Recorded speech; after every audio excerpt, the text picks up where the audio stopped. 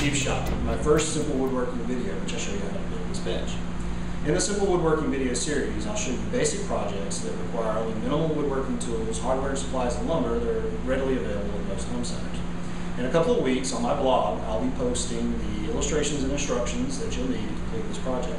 It's made out of poplar, it's slightly less than 3 feet long, it's stained, and it's meant to be used indoors. But once you get a handle on the steps, the little tips and tricks I'll show you in the video, how to complete the project, you'll be able to build one of any size and out of any material that you want. So it's a cedar for an outdoor bench.